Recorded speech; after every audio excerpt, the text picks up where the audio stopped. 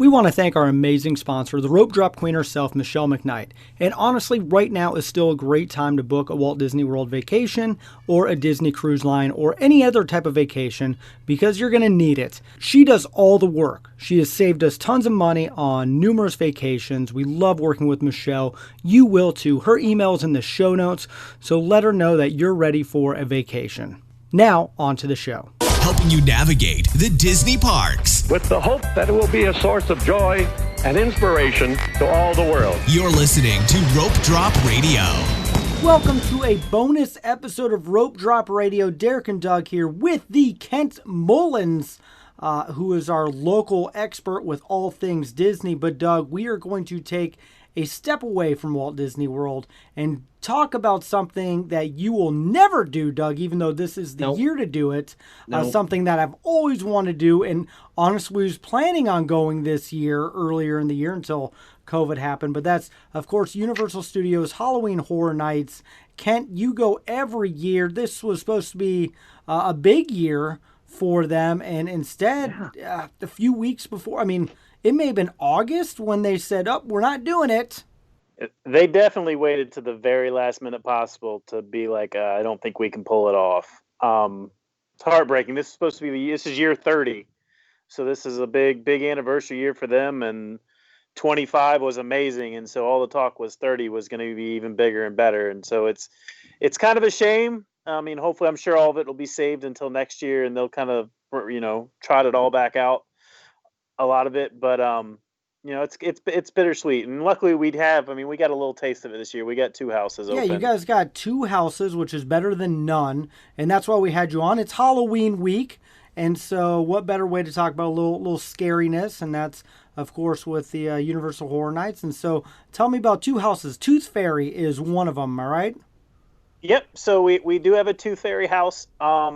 It's kind of set in a story, so it's set storybook, kind of black and white, starts out the house, and you go through the story of this tooth fairy that comes in and takes teeth, and then it takes teeth from adults, and it just kind of overruns the house.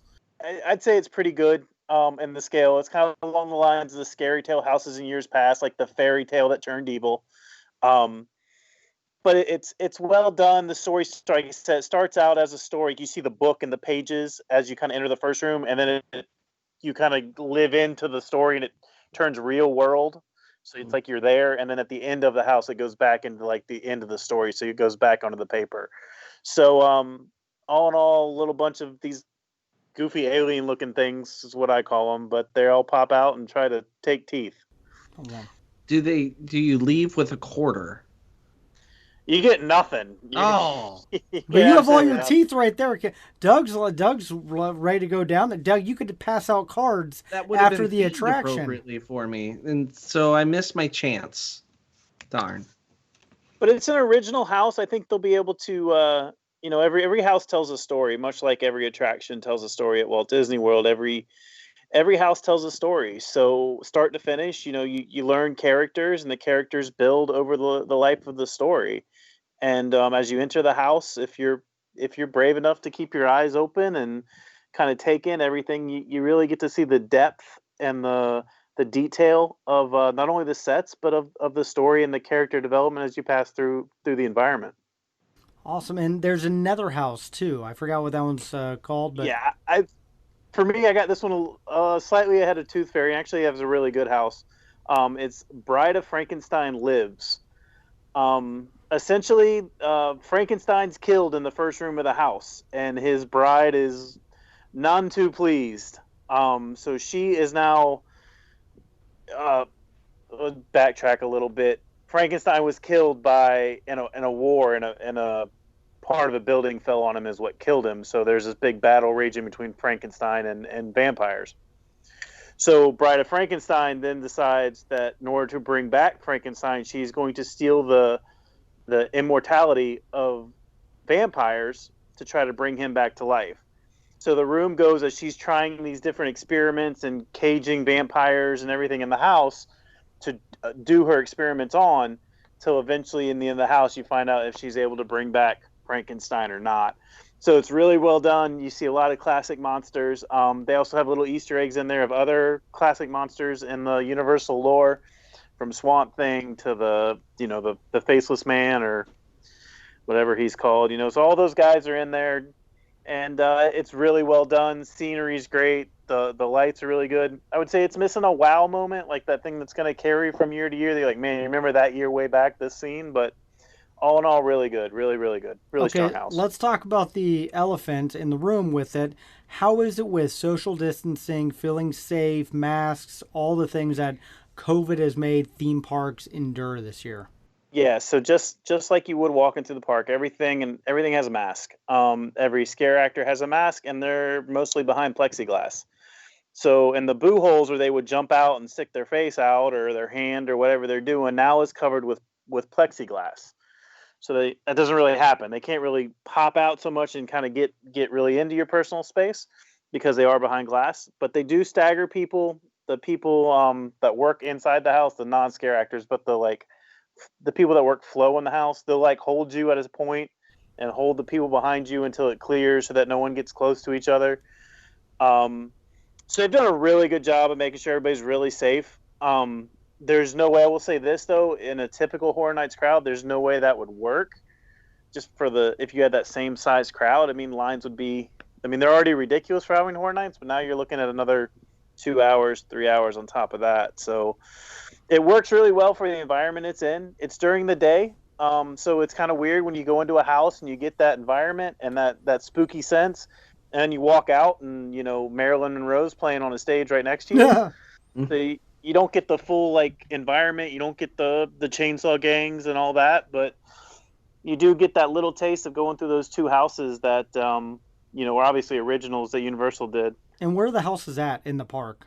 So they're on sound stages right behind the stage, the music venue stage.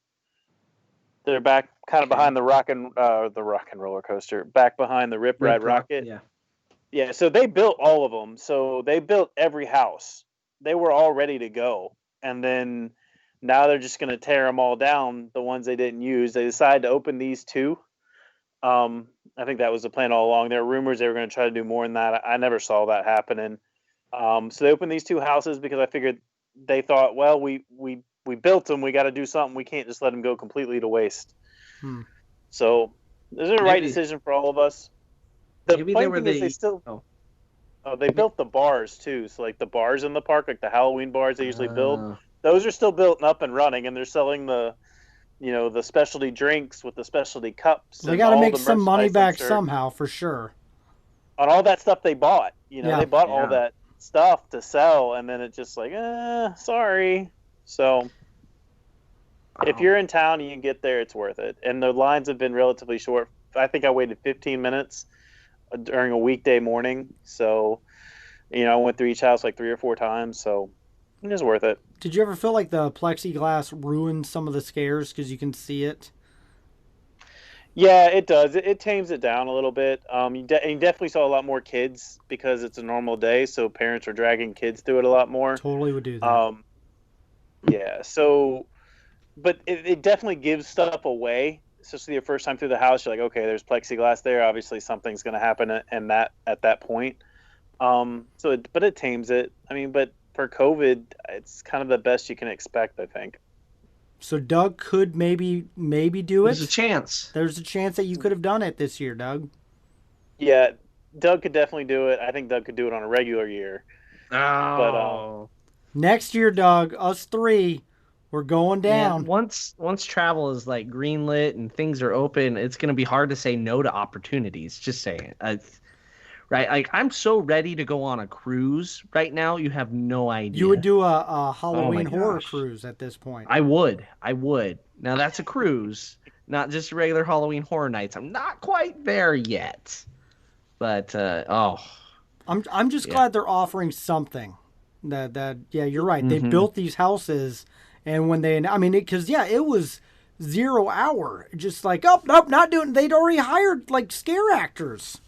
Yep, they were already rehearsing some of them. That's crazy. So, do you think these two were just the easiest to modify? Maybe. I think their original content, so they owned it. They didn't have to pay a licensing fee for it. So and they were in the sound stages where they can operate them. So they were over in that area.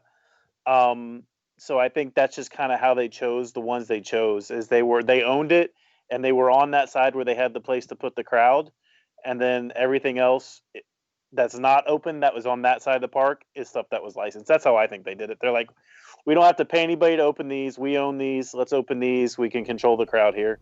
That makes Makes sense. sense. Yeah, makes a lot of sense. Well, I'm glad it's better than nothing. So that's why I wanted to have you on. It is Halloween week, so definitely nothing better than Halloween Horror Nights.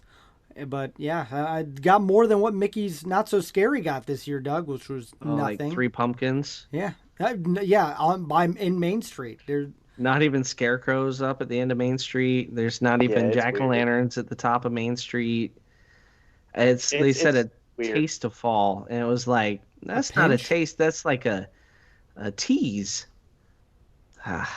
Yeah. I still wonder if they're going to call next year HHN 30 or HHN 31.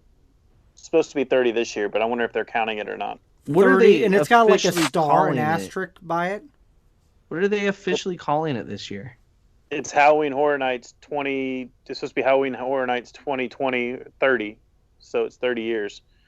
So that was the name, but I just wonder, since 30 years, or did 30 years go off, and now we're going 31 next year. But I guarantee you the house, because there's a Beetlejuice house. I mean, it's all, but, there's supposed to be a Beetlejuice house that was built that, obviously they would have to pay licensing on if they open. So that never made it to light. So I'm sure that's coming back. There's a Billy Eilish house that was supposed to come. Yeah. That was the one everybody was like, is this going to work? But that was, that's another one that I know that they own the rights, or they bought the rights for, that they didn't produce. So all that stuff, I think the big question is, do they bring it back next year, or do they be like, okay, we're just moving on from that property? So, and hopefully we are all done with this by next year, and we're all back to full capacity, normal Halloween Horror Nights, Amen. Mickey's Not So Scary, pumpkin patches, all sorts of fall fun. And who meanwhile, knows, trick or treating California is still closed. Well, I mean, can they even trick or treat? I know Halloween's in a couple days, but we can at least trick or treat here, I think. Yeah, we're going to be doing that here in Florida. There's no law saying we can't. I know a lot of people that aren't going to. The party we normally go to is not happening, but it's like 100 people crammed into a house. So that would be bad. Right? Our neighborhood got together and kind of was like, okay, we're going to be safe. We're going to do this. We all have kids. It's like the kids' neighborhood, so we'll figure it out. So throw candy. We need Kent just chucking like candy bars at kids from like 20 feet away. Might just let Alden do that. Ooh, just I stand like on the front porch and just stay away. All right, well, final question. Are you guys dressing up for Halloween this year? No. As a grumpy old man, okay, maybe. there you go. No. I might actually yell at kids to get off my lawn. I got a Baby Yoda mask. Oh, you've seen it, Doug. I've so seen yes, it. It's I will creepy. be walking around with that. So, I right. mean, your Baby Yoda's height. Oh, and you know what's the best part about this episode? Comes out like the day or two before Mandalorian season 2, so we'll have to talk about that as well with Baby Yoda coming back. So there we go. Universal Studios. I'm glad they did something. Kent, I'm glad you got to go a few times because you're like the #1 Horror Nights guy. It's an event I look forward to every year. I don't think you would have made it if they didn't have anything. You'd been really grumpy. Grumpier than Doug. Yes. Oof. Yes. All right, guys. Thank you so much for listening to Rope Drop Radio. Have a happy Halloween. Be safe. Trick or treat. Have fun. And let us know what. And we're going to post up on social media. Show us some pictures of your kids, hopefully in some fun Disney costumes, having a good time. So thank you again. Happy Halloween from the guys at Rope Drop Radio.